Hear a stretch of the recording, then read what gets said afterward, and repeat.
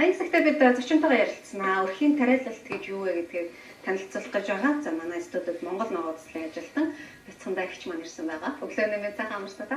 Баярлалаа. За. Өрхийн тариалалт гэдгийг та нэг ингээр тайлбарлаад өгөх. За ер нь бол өөрийнхөө үгнээс утга нь бол ойлгогдож байна. Гэхдээ яг ямар процедур, ямар үйл ажиллагаа явагддаг вэ? За энэ тариалал гэдэг чинь сүнсний нөгөө ерөн газар тариаллын ажлыг хийх. Гэхдээ өрхийн гэдэг нь ерөөсөө өрх гэдэг чинь одоо шинжлэгдсэн хэмжээгээр бол 0.7 газар байгаа шүү дээ. Тэр зай талбайгаа ашиглаад тариалт эрхлэгийг л өрхлийн тариалан гэж нэрлэдэг байна. Таны одоо яг 0.7 газартаа яг хичнээн метрийн газартай ногоо тарьж байна. За би бол яг 0.7 гахын 0.14 хүртэл тарьж байгаа юм л да 300 м квадратын чөлөөлчихөж байгаа юм. Хүн одоо Улаанбаатар очноос бэрхшээл байгаа шүү дээ. Өрхийн тариалан эрхлэгч хамгийн хүнд асуудал байгаа. Тэгэхээр одоо өрхийн тариалан эрхлэгчд ер нь төмс хүнсний ногоо тариалахыг хүсэж байгаа хүмүүс маань ногоо тариалахтай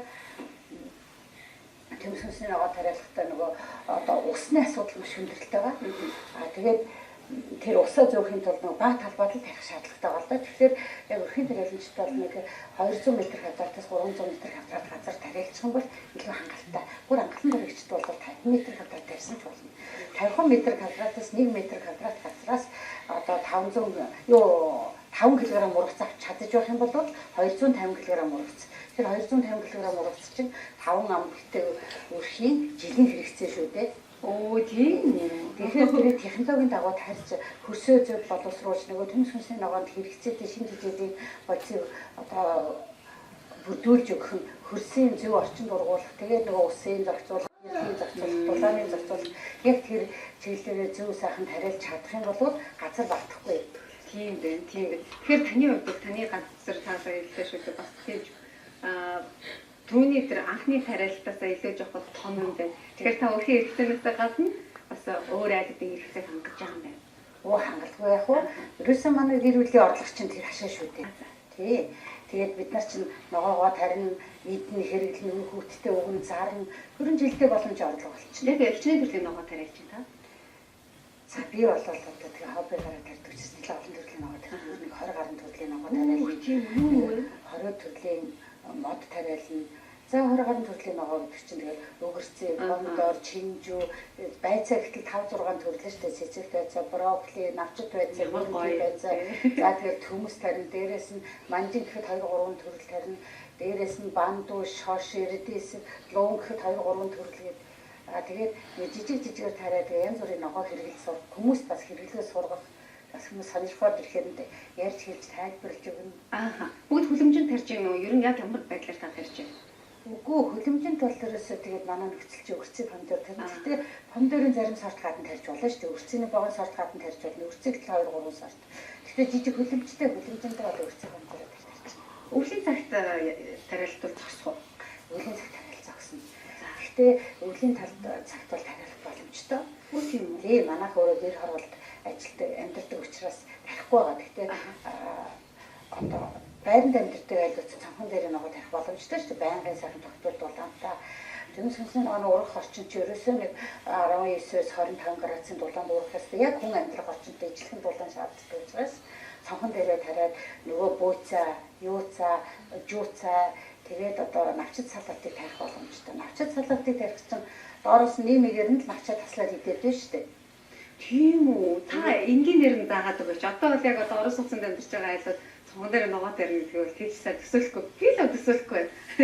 Харин тийм ээ. Эднэрийг одоо хүмүүст ингээд үзүүлэлт танилцсан материал авчирсан уучлаарай. Тэгээд ер нь бол бид нар хоош дараа нь ойлаад цаг тавлж байгаа. Би одоо бас ингээд энэ жилээс эхлээ байранд орсон байгаа. Яг өрхийн тариалан одоо яаж эрхэлтийн гэдгийг бас хүмүүс үзээшээ нэг өөрөө хоббигаа одоо өөрийнхөө шаардлагаар нас залуу байхдаа тэр эрхэн тариалан эрхтэд ингээд явчлаа. Одоо энэ жилээс ингээд байранд орчиж байгаа юм чинь яг цонхон дээрээ тариад бас хүмүүст үзүүлэе гэж бодож байна. Би тэгвэл танад очие. Тэгэхгүй хоёроо тариад игчүүл тэгээд би яг энэ нэвтрүүлэгт орно гэж мэдсэнгүй л дээ. Мэдсэн бол нэг сарын өмнөөс тарьчдаг байт. Гэхдээ 2-3 хоногийн өмнө одоо нөгөө гадуураас тариад загаад эхэлж штэ хөрсийг бэлдээд үрийг бэлдсэн. Одоо шууд заагдсан бэлэн болж байна. Салат 3-ыг би сая худалдаж авсан бүр хөрсийг бэлдсэн савтай тариалсан байгаа гэж соёолж байгаа.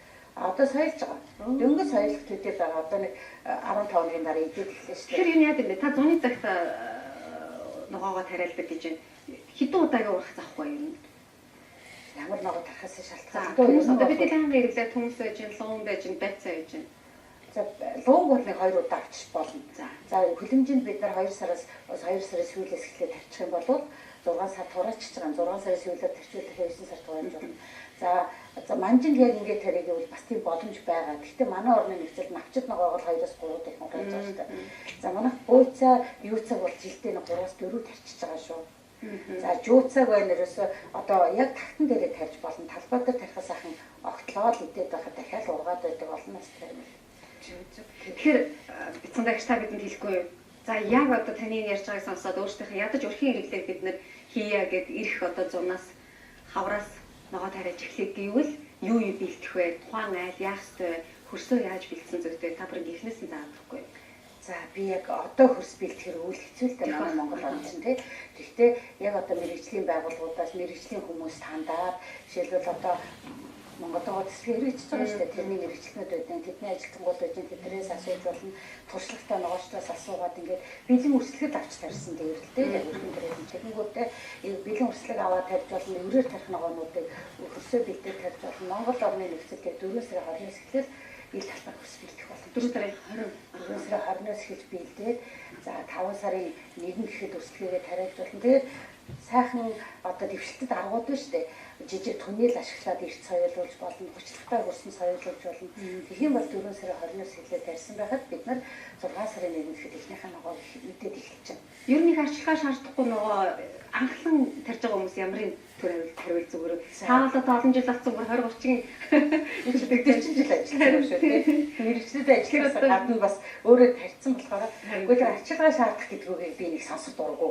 Ягаад гэвэл эн чинь яг цаг тухайд нь л хийчих юм бол нэг арчилгаа шаарддаг. Угаасаа ерөөсөө гаднаа нэг 50-100 м квадрат газартай хүн бол өглөө гарч нойлдоо орчоод буцаа багжаа бариад эргүүлээд хэр сэрүүлтэй ихэд 10 минутын ажил 15 минутын ажил.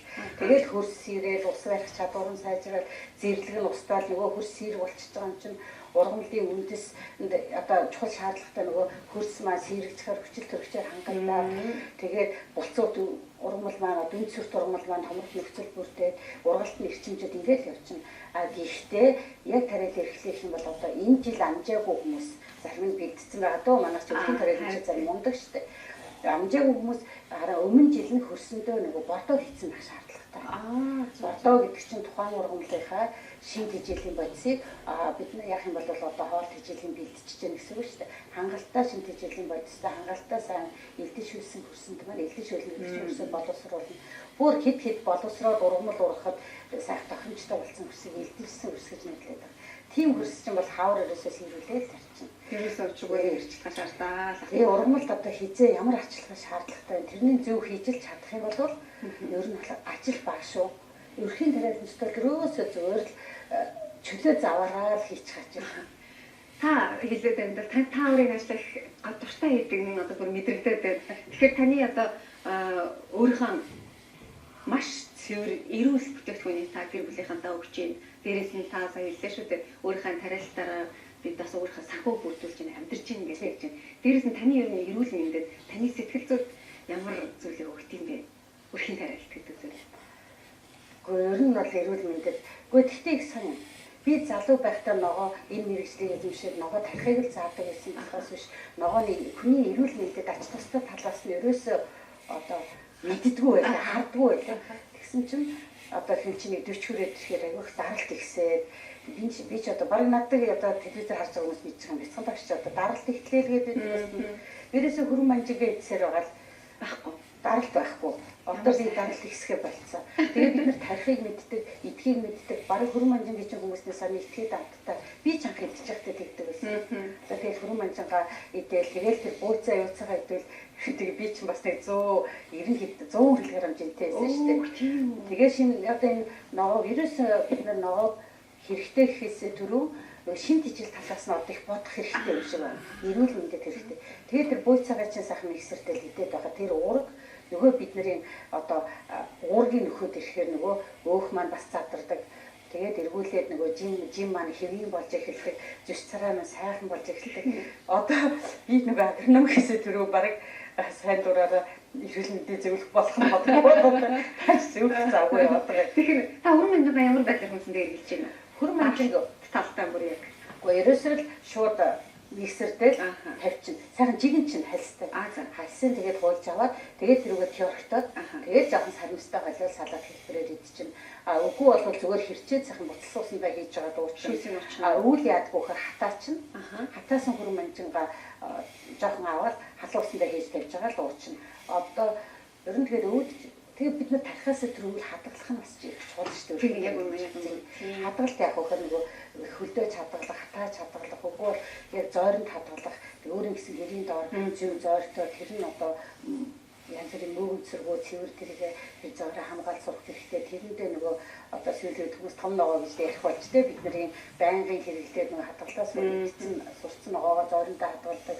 Бүр зарим ногоонууд одоо хөлдөөж хадгалаад хатаах гэсэн шаарга байж байна. Ширх бахан. За бицундагч маш их баярлалаа. Эргэжил танахаар зочлээ. Тэгээд яг орон сууцсанда цогны тавцан дээр хэрхэн яаж тариалахыг бас та бидэнд зааж өгөөрэй. Тэгээд хамтдагтай баярлалаа. За бид Монгол ногоо төслийн ажилтан бицундагчтайгаа маш хэрэгтэй зүйлийг ногоо ярилцлаа. За арай одоо өргөжлүүлээд дотоодын мэдээ мэдээлэл авдаг авч үзье.